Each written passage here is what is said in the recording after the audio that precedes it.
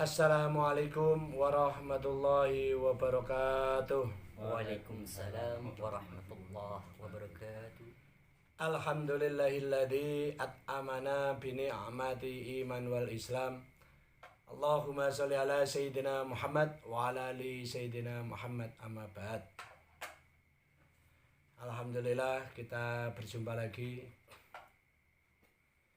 di Pondok Al Yusuf bersama saya Syarif Badari Al Yusuf dan salah satu staf pengajar di pondok kami, Kang Bukhori. Kemarin saya panggil Mas Kiai atau Ustadz, nggak mau, Kang Bukhori aja katanya. Belum levelnya. Wes, saya mengikuti kehendak beliau. Ini saya belum tahu ini Kang Bukhori ini malam ini mau ngaji apa. Ini nerusin yang kemarin ya. Ya, Malam ini mau bahas apa Kang Bukhori? tradisi mitoni atau tingkepan. Tradisi mitoni atau tingkepan, wis. Nggak lama-lama teko cekidot. Monggo Pak Bukhori, gimana itu?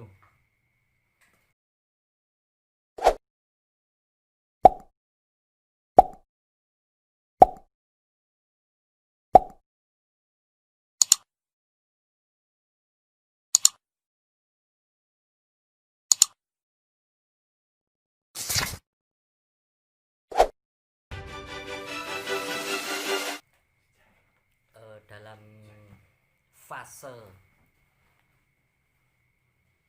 kehamilan seseorang, setelah ada proses yang namanya kapati menjelang kelahiran, ketika kandungan ini berusia 7 bulan, itu dalam agama Islam versi kami, maksudnya versi kami itu versi Islam Nusantara. Islam Nusantara, itu ada tradisi mitoni atau tingkepan yang diisi seperti kemarin dengan doa-doa, zikir-zikir sebagai wujud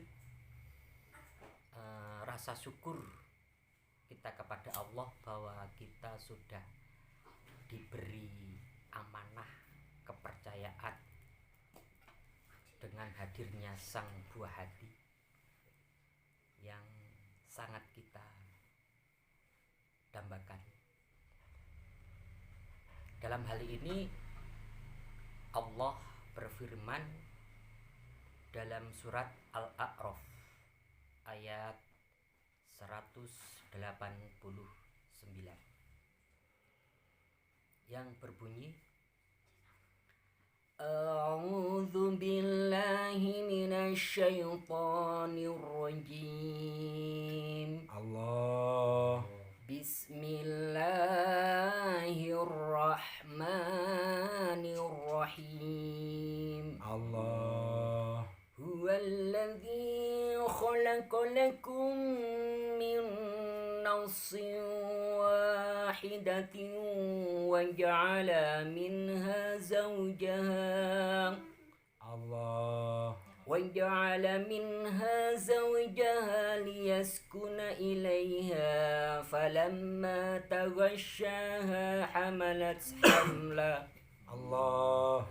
فلما تغشاها حملت حملا خفيفا فمرت به Allah. فلما أثقلت دعوا الله ربهما لئن آتيتنا صالحا Allah. لنكونن من الشاكرين. Allah.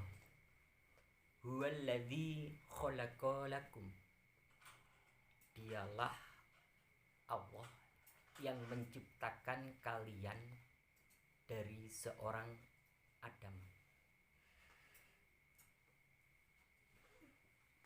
min nafsi wahidah, dari seorang Adam,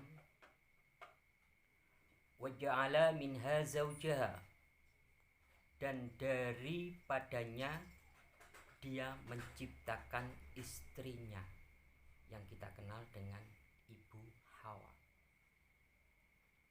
Liyaskuna ilaiha, untuk merasakan senang bersamanya setelah disetubui.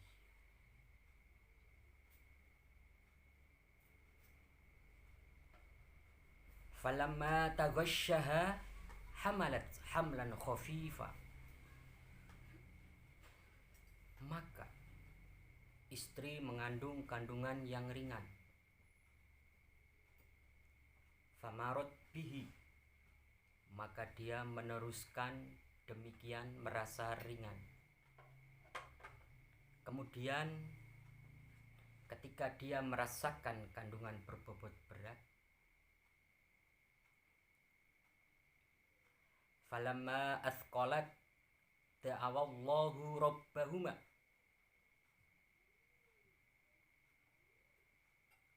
maka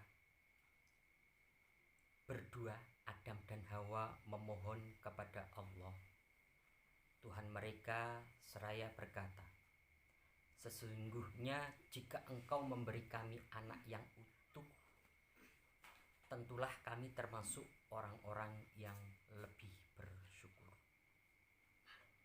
Berikut ini prosesi mitoni. Prosesi atau apa saja yang dilakukan dalam proses mitoni. Yang mula-mula untuk menjaga sanad itu biasanya ada yang namanya tawasul atau menghadirkan Fatihah. Yang pertama hadiah Fatihah kepada Nabi Muhammad SAW. Kemudian hadiah Fatihah atau tawasul kita kepada arwah para anbiya, para mursalin atau para nabi, para utusan, para syuhada, orang-orang soleh, para kekasih Allah atau aulia, para ahli tafsir, mufassirin, para ahli hadis, para ulama, para pengarang kitab, khususnya kepada sadatinal kiram ashabi badri duja minal muhajirin wal ansor wa khususon Syekh Abdul Qadir Jailani, dengan harapan nanti ketika sang anak lahir itu memiliki watak para anbiya, memiliki kekuatan, kesabaran para anbiya, dan mereka mempunyai jiwa visi yang akan menyampaikan ajaran Islam ke seluruh pelosok sampai yang nyempit-nyempit bisa ditelusuri, bisa ditembus, dan mereka akan juga diharapkan untuk syahid di dunia dan akhirat. Amin. Dengan harapan ketika sang anak lahir akan menjadi generasi yang solih-solihah, yang akan menjadi kekasih Allah, menjadi ahli tafsir, menjadi ahli hadis, menjadi ulama yang mengarang kitab-kitab yang membawa kedamaian, membawa kebaikan, khususnya. Dan seperti karakter sahabat Ansor, sahabat Muhajirin, dan akan tahan bantingan sebagaimana yang dilakukan oleh ulama sufi Syekh Abdul Qadir Al-Jailani. Kemudian membaca doa, Allahumma hasil maqasidana wasallim umurana waqti hawaijana wangfa ulumana bi barakatil Fatihah. Terus kalau sudah bertawasul, sudah selesai, dibacakan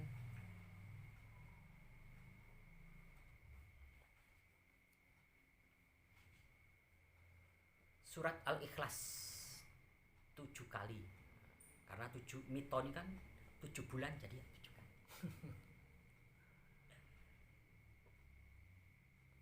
Kemudian Muawwidzatain, yaitu surat Al-Quran yang isinya tentang perlindungan dari godaan syaitan yang terkutuk, yaitu Falak, Binas, Muawwidzatain. 1 kali, masing-masing 1 kali. Kemudian surat Al-Fatihah 1 kali, dan ayat kursi 3 kali. Kalau itu sudah selesai, dilanjutkan dengan doa ini. Allahumma sallimna min afatid dunya wa adabil akhirah, fitnatihima wa fadihatihima, innaka ala kulli syai'in qadir. Allahumma sallim janinaha wa afa ma fi batniha mimma la narjuhu wa nakhaf. Salamun ala Nuhin fil alamin, innaka dzalika najzil muhsinin.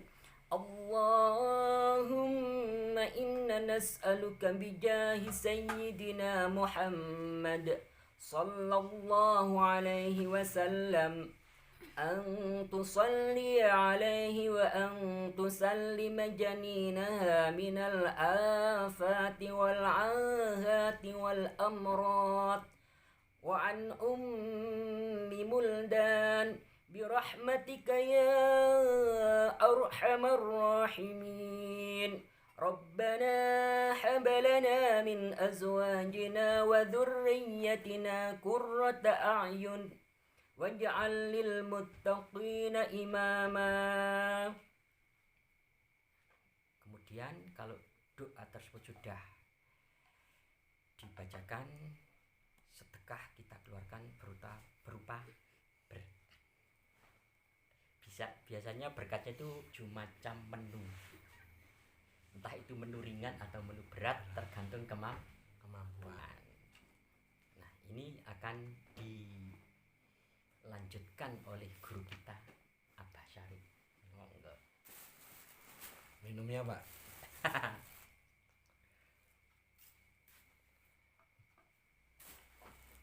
Ini menarik. Seperti pas Ramadan dengan Mas Dhani itu, ini saya dengan Kang Bukhari ini, saya manut para santri atau teman atau sahabat yang mau duet sama saya ini, mau mengemukakan apa, nah, saya jadi tak moderator aja ini. Ini menarik ketika Pak Bukhari di pertama ini sudah kita lihatin ya, bahwa rujukan dari produk Kalista, buku Aliansi Nahdlatul Ulama tradisi Islami. Pengarangnya Pak Afnan Hafid sama Pak Ma'ruf Asrori. Pak Ma'ruf Asrori ini tahu siapa? Siapa, Pak? Ini kakaknya Yai Said Asrori, ketua PCNU Kabupaten yang periode kemarin. Oh iya. Yang juga aktif di majalah Aula, redaktur. Kalau boleh kami menerangkan, salah satu beliau pengarang ini salah satu redaktur majalah Aula, majalah Aliansi Nahdlatul Ulama. Tentang mitoni Pak Bu, itu tadi di awal jenengan cerita mengemukakan dari buku tersebut tentang sejarah dari Adam dan Hawa. Di sesi yang pertama kita sudah mengemukakan tentang proses kelahiran Nabi, bahwa proses kelahiran itu hal yang luar biasa. Kemarin di sesi pertama sudah dijelaskan tentang 4 bulan, ya, ya Kang. Ya, ngapati. ngapati itu sudah. Sekarang kita menginjak ke mitoni. Yang ingin saya bukan anggapi, kalau istilah milenial sekarang Pak Bu, reaction, bukan reaction itu ketika ada satu topik atau ada satu kasus atau satu peristiwa atau apa, terus reaction itu reaksi kita menanggapi tentang sesuatu. Nah, Jadi rumus kimia. Setiap ada reaksi, ada aksi, ada reaksi. Ada reaksi ya. Saya beraksi, ya. Saya reaksi. Ya, gitu rumus ya. kimia. siap. Rumus kimia. Sarjana ini Pak Bu. Sarjana Hidayatul Muqtadiin Malang. Ini Pak. Ini kan tadi tentang wasilah. Kalau beliau tadi Kang Bukhari mengemukakan tentang biar tidak putus sanatnya. Ini yang perlu kita perhatikan. Karena apa? Islam zaman sekarang ada yang banyak yang mengatakan seperti ini, Pak. Ayo kita kembali kepada Islam secara kafah. Praktik-praktik yang tidak sesuai sanad, langsung kita sama Allah. Itu. Padahal seperti kita ketahui, coba para intelektual muda, para sarjana, coba kalian renungkan atau ingat bahwa ketika kalian para mahasiswa menuju ke skripsi, apakah boleh mengemukakan pendapat pribadi? Boleh nggak? Tidak boleh. Tidak boleh. Harus ada referensi. Harus ada referensi atau daftar pustaka. Bagaimana dia menyusun skripsi? Lah ini agama kok nggak boleh bereferensi? Lah kuwi kepiye? Kan amburadul. Hancur. Lebur, hancur, lebur. Pesena telur. Iya, akhirnya apa? Agama dimodifikasi sekehendak hatinya sendiri-sendiri. Nggak boleh agama. Apalagi ini agama. Itu loh. Jadi tentang wasilah, sebetulnya seperti halnya kita skripsi, menyusun skripsi, kita sedang tentang wasilah kita referensi. Itu. Maka kenapa kok tradisi Islam Nusantara, para nahdiyin, itu kenapa kok kita ketika ada acara apa-apa kita ada khususon. Para guru-guru, kita menyebut para ulama anbiya wal mursalin, terus para salafus soleh, generasi setelahnya apa? Sanad keguruan kita. Itu kita sebutkan. Ibarat kita ini mahasiswa, Allah ini sebagai dosen, kita bawa referensi kita, bahwa kita mau mitoni ini, kita mau selamatan, kita mau ada acara apapun ini, kita nderek langkungnya awal, kita mau begini ini, kita dari khususon guru kita disebut itu. Terus kita menyebutkan sanad keguruannya guru kita, sanad beliau mengaji sampai kepada Kanjeng Nabi. Maka mana yang salaf?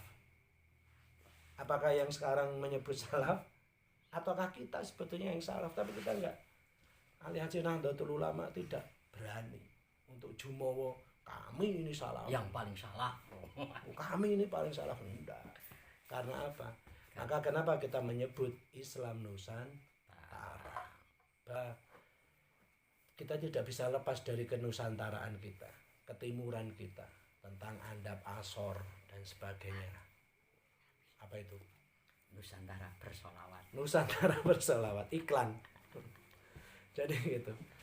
Maka saya mau reaction saya malam hari ini Pak Bu tentang wasilah itu.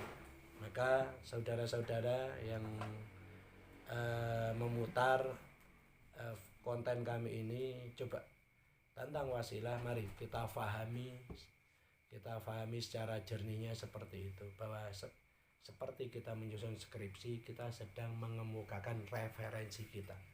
Baru setelah itu pemaparan apa tentang itu, tentang bahwa baca kulhu 7 kali. Karena orang sekarang ada yang bilang, kenapa harus 7 kali? Apakah harus kulhu? Apakah tidak boleh? Kenapa harus Yasin? Kan surat-surat Al-Quran banyak. Oh, Nggak apa-apa. Tapi kalau seumpamanya kenapa harus Yasin? Surat-surat yang lain kan boleh. Atau kalau tak balik, kenapa kami tidak boleh baca Yasin? Nah, kan gitu. Monggo lah. Maka ketika referensi sudah kita sebut, maka kita itu tadi menurut apa tadi ijazah atau apa yang menjadi dawuh para guru kami yang kami yakin bahwa beliau juga tidak memodifikasi. Wah, saya tak baca ini enggak berani, enggak ada. Tradisi santri tidak ada yang berani untuk menjalankan sesuatu dengan referensinya sendiri.